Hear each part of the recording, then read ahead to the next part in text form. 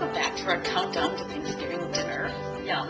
Today I'm thinking Friday, 6 days to go. I think it's the day to make our savory biscuit dough. So we're going to make a scallion and Gruyere biscuit with some dried cranberries. This is a lovely accompaniment to a Thanksgiving meal. And while I don't advocate necessarily making your own yeast bread, which can be quite time consuming, I always consider having a homemade biscuit, and it's a crowd pleaser.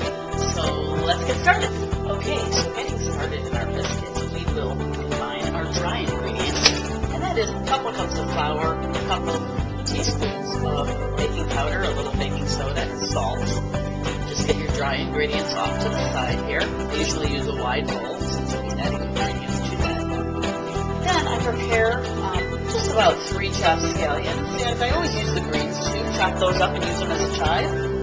Shred your cheese up, and have your dried cranberries, about a half a cup ready. Now, first thing we do here is the one step that people get caught up on, and I'm going to show you how to do this by hand. That's called cutting your stick of butter into your flour. I'm just going to show you for a minute. Once you cut your butter up into probably about tablespoon-sized pieces, you're going to have to use a butter cutter to cut through the butter into smaller than pea-size shaped.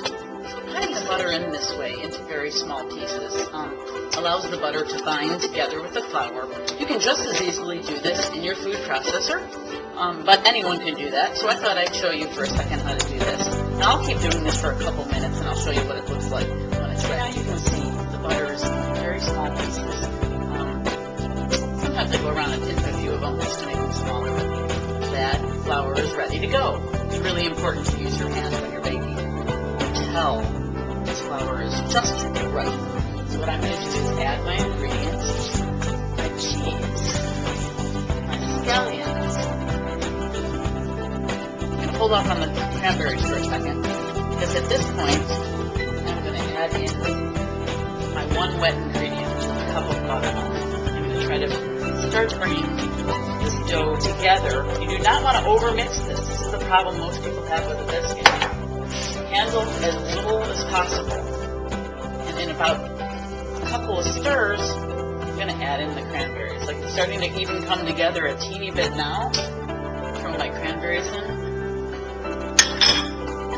Just a couple more stirs to bring the dough together. So you can see after a couple turns around, just in the bowl, try to make this easy, it's now ready to go.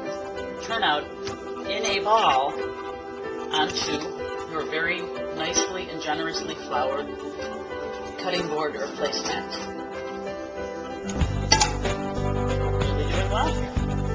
Now, I always keep a little flour on hand because this does tend to get sticky. Now you're at the point where you can just flour it lightly. We're just going to gently press it, turn it over once or twice. Now we're going to press it out. Cut our biscuits. That's it. That's as much touching as you want. The whole idea here is the art of the biscuit is as little bit of manipulation as possible. You do not want your body heat to get into this recipe. Body heat not included. So that was the minimum touching. Now I'm going to press it out with a little rolling pin, and we're going to start cutting it. Now we're getting there. It's still moving on the cutting board, which means good. We're not sticking on the bottom. And I'm just going to take my clever little artistic rolling pin. My sister-in-law gave me that. Kind of cute. Although it doesn't have the weight of a marble pin, but it's still nice. I'm just going to roll this out, but not too flat, because I like my biscuits to be thick, and I like them to rise up and be fluffy and delicious. That's about good. I'd say they're about a half an inch. Now you have a nice little clean palette, and you're going to take your biscuit cutter and start cutting biscuits. It might not look like you're going to get a lot out of this, but you'll probably get about a dozen. You've got to be a really good biscuit cutter. Like, go right up your edge there. I'm sure you have a biscuit cutter. Everybody should have one. If not, I'm going to go buy one at whatever. Go to the store. Start cutting these. These are going to be just perfect to put away. Throw in the freezer in this shape, covered very tightly as you can. And then the day of Thanksgiving, take out and moving right along. You can see 1, 2, 3, 4, 5, 6, 7, 8. Yes, but at least it does. Now, of course, if you're having large recipe,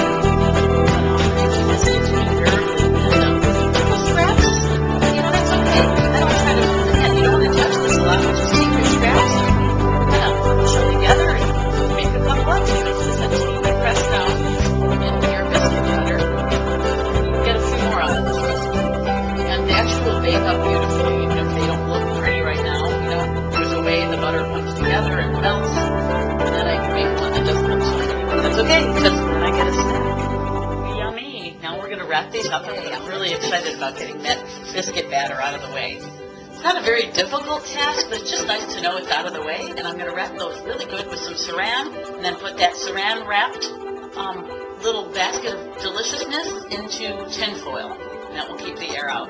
Well, I'm excited. Only 6 more days to Thanksgiving. Follow me along.